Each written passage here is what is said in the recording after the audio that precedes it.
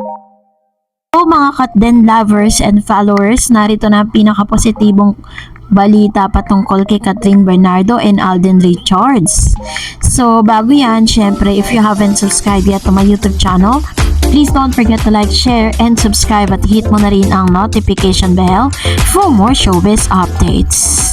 Bago tayo of course magpatuloy sa ating updates for today's video, nais ko po muna magpasalamat sa lahat ng mga legit viewers, subscribers, at lahat ng mga legit na nagmamahal at sumusubaybay sa lahat ng ating mga updates.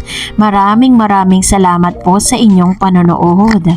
At of course ngayong araw nga, ito na yung pinaka-latest natin dahil kahit po tapos na at naganap na nga yung tinatawag na lie detector test dito po kay Mr. Alden Richards and Catherine Bernardo, hanggang ngayon pinag-uusapan pa rin po siya sa X at sa lahat ng social media platform. So dahil dyan, ihahatid ko po sa inyong ilang mga articles na kung saan pinag-usapan po ito. Sabi dyan, totoo palang nagbigay ng singsing ang aktor na si Alden Richards para sa kanyang on-screen partner na si Catherine Bernardo.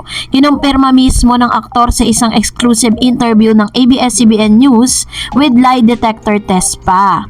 Ayon kay Alden, hindi ito birthday gift kay Kat kundi pumalit lamang sa nawala nitong singsing. We came from a party of a friend tapos next day nag-message lang sa akin si Kat na she lost her ring, kwento ng aktor. So dahil po dun sa sinabi ni Mr. Alden Richards, ang dami po talagang kinilig kasi bakit out of so many friends of Miss Catherine Bernardo, bakit kay Alden Richards niya sinabi na nawala yung ring niya? Nilinaw rin ni Catherine na ito ay isang health ring na namomonitor ng kanyang health vitals upang makatulog siya ng maayos. Sabi pa ni Alden, nag-extra effort lang naman tayo ng konti. So, hindi ka mag-e-effort kung talagang, 'di ba, alam niyo na. Pero kalaunay, nakita rin daw ni Kat ang nawawala niyang singsing, kaya dalawa na raw ito. So, naging dalawa na. Ewan ko na lang pag hindi pa na-monitor ang health ko nito, sabi po ng actress. Grabe, ang sweet naman talaga ni Alden kay Kat. Biruin niyo, gumawa agad ng paraan ng aktor para lang hindi mag-alala ang actress dahil nawala ang precious ring nitong singsing. Anyway, until now ay hindi pa malinaw kung nanliligaw nga ba. Nanliligaw na nga si Alden sa kanyang on-screen partner. Kahit hindi niya na po niya yan na aminin sa publiko, marami na pong nagpapatunay niyan at marami na po talagang nagsasabi na ano na yan, konfirmado na. Pero alam niyo po ba, ito na yung pinaka-positive news natin kasi sa Ayala Malls po, nag-post po sila sa kanila pong official Facebook page kung saan pinakita po nila kung ano-ano po yung mga movie na kinikater lang po nila. So dito po mapapansin natin na ang mga kasabayang movie po ng Hello Love Again ay ang mga international film. So ibig sabihin wala pong mga local films ang nagtangka na sumabay, no? Yung movie na The Venom The Last Dance, ayan. So isa yan sa mga ipapalabas din sa Ayala Malls na isa rin sa mga pagpipilian. International film po yan at kasabay po yan ng Hello Love Again this coming November 13. And talagang kung mapapansin natin, wala talagang mga Filipino movies na nakisabay po dito sa blockbuster na pelikula na hindi pa man ipapalabas, hindi pa man po naipapakita or lumalabas sa big screen, nagte-trending na at kumita na. Gayon lang tayo nakatagpo ng ganong movie.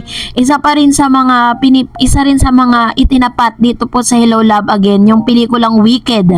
Sa Ayala Malls din po yan mapapanood.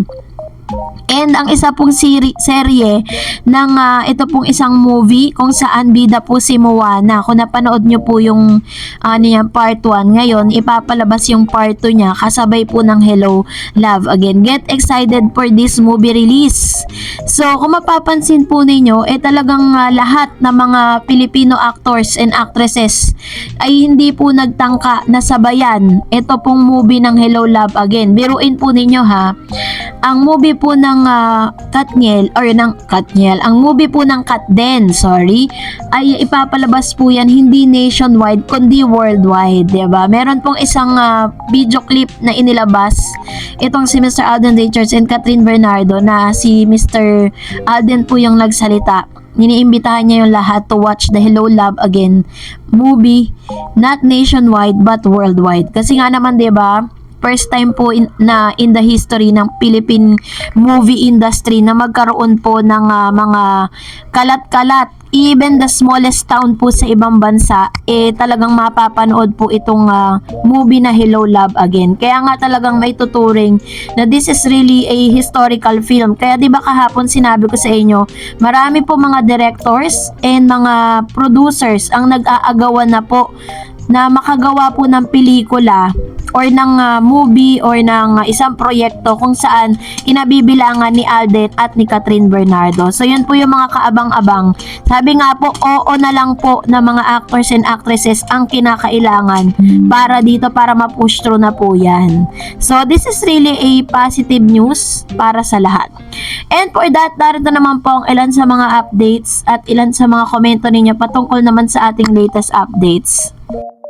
Let's start off with Miss Lovely De Los Santos. Sabi niya, Philippine Arena para sa Katden. Next, ano kaya pwede event gawin nila? Thank you, concert. Thank you, concert sa support fans para sa movie. Pwede kaya? Possible. Pwede naman po yun kasi nakita naman natin, 'di ba, na during the mall tour, isa na rin yan sa mga sa mga pakita nila na pwede sila talaga magkaroon ng concert. Kasi si Mr. Alden Richards, meron naman po siyang parang talent sa pagkanta. And Miss Perla Takehana, siguro let them be and we enjoy them as they are. Kaya lang wag naman para kay Coco Jul. Hindi sila recognize as family. Gusto rin naman ng fans na malaman kung kasal na sila o hindi, may anak o wala.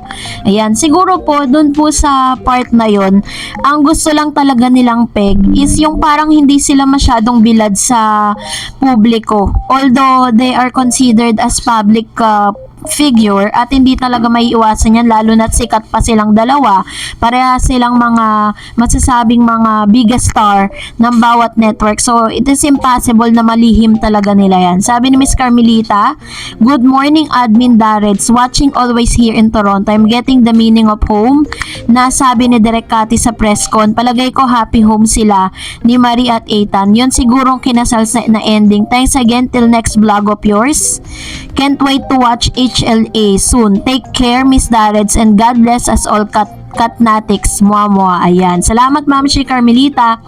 And I expect or wine-expect nating lahat na magkakaroon po ng magandang ending, no? Hindi tayo bibiguan ni Direk Cathy Garcia Sampana kasi pinaiyak nila tayo nung last ending So sana nga this time magandang ending at lalabas tayo nakangiti. Sabi ni Miss Rex Lage, Miss Dareds, have a blessed good day. Kamusta po ang lahat? Grabe na ang Katden, yung deep understanding nila Alden at Catherine.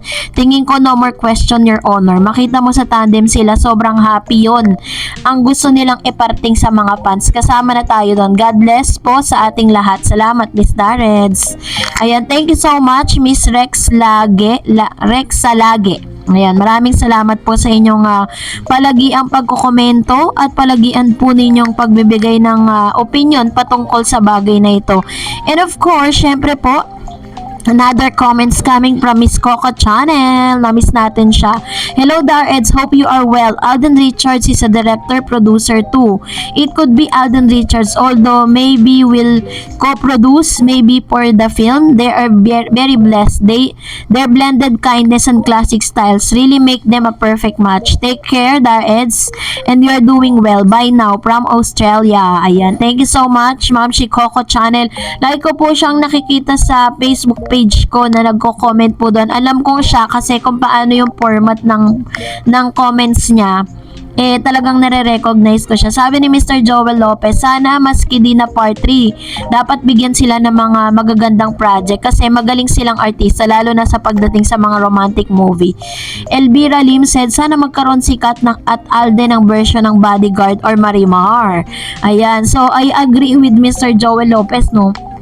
Parang if they are gonna given a chance to have another movie projects, siguro po mas maganda yung romantic comedy naman. And sabi po niya, I agree Mr. Joel Lopez na dapat talaga, 'di ba? Maiba naman yung timpla ng kanila pong movie para naman may excite din tayo.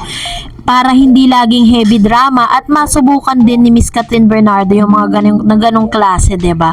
Ganon din si Mr. Alden Richards para naman makita natin sila sa ibang identity At para sa akin hindi po ako agree doon po sa parang i-adapt po nila yung isang pelikula or isang teleserye at gagawin nila yung adaptation. Mas maganda talaga yung original nila. Sabi ni Miss Conchita Aberde, possible po, wow, hinihingi ng public. Salamat po Mr. Eds sa mga reliable source nyo po. May God bless you always for love for Kat din. And Miss Eden Lara, may asawa na sila dapat at sa US naman gawin yung buhay mag-asawa na nasa US ang kwento. Ayan, parang iikutin ata nila yung iba't ibang lugar, yun yata talaga yung peg nila. Pero maganda rin po yan para nagle-level up din yung kanilang character. Sabi ni Miss Annabel Garde, hello Miss Reds, malamig ngayon ang panahon pero salamat sa mainit na balitang hatid mo about Kat din. Di po malayo mangyari yan, talagang may kasunod yung movie nila. Kung ako ang network at producer dito ako susugal sa klaro ng resulta na malayo pa ang showing, bawing-bawi na ang expenses ng shooting. Magastos talaga kasi mga ibang bansa ang shooting at di lang isa, dalawa pa. Sa Hong Kong at Canada, tiba-tiba talaga sila sa kita ng HLA. Kaya para sa continue ang kilig, para sa mga fans, continue din ang business. Dapat may kasunod agad. Ito naman po yung kanyang komento patungkol sa bagay na ito na sabi nga ng kasabihan, strike while the iron is hot, habang mainit pa po, talagang bigyan ng project. Sabi niya, thank you sa mangyayari na yon na sila pa rin ang magkasama, the more development sa mga feelings nila, kasi sa tagal kong mahilig mag-follow ng mga artista na like ko at lately sa love team like Dongyan at Kat din, napapansin ko pag lagi magkasamang love team na walang sabit, nagkakatuluyan dahil nagkakadevelopan. Yes, true po yan, diba? Kasi sa tagal nyo magkasama, imposibleng hindi kayo magkain laban, lalo pat pareha silang single. So, yun yung mga expectation natin. Sabi dyan, naiintriga din ako sa bagong photo nila na naka-bathrobe ni si Tisoy. Parang di naman yun kasama sa Metro Photoshoot. May soler na tatak pa yung robe. Saka meron ding same ang suot nila, pero may baby na karga na yaya ba yun? Or part ba yun ng ending ng HLE movie nila? Whatever. Basta, abangan na lang natin kung kasama yon sa HLA. Salamat Miss Reds. Until sa next updates mo, God bless you always. Ayan. Thank you po Ma'am si Annabel Garde. O nga, napansin din po natin yun sa kanila pong doon po sa isang photo na inilabas ni Nate Gonzaga, isa sa mga president ng Aldenatics. Naglabas po siya ng photo sa naka-bathrobe nga itong si Mr. Alden. And then maya-maya meron pong bata silang kasama na parang karga ng isang nanay. And we do not know kung ano yun kasi wala naman pong caption. Pero nung tinanong si Nate kung ano ba yun, kung present ba yun or what yun, wala naman siyang isinagot. So, kung nagustuhan mo ang video na ito, huwag mo kalimutang mag-like, mag-share at mag-subscribe at i-follow mo na rin ang aking Facebook page, Dareds TV. And also, I have my TikTok account which is Dareds TV. Pwede nyo rin po akong i-follow doon. Thank you for watching guys. God bless everyone.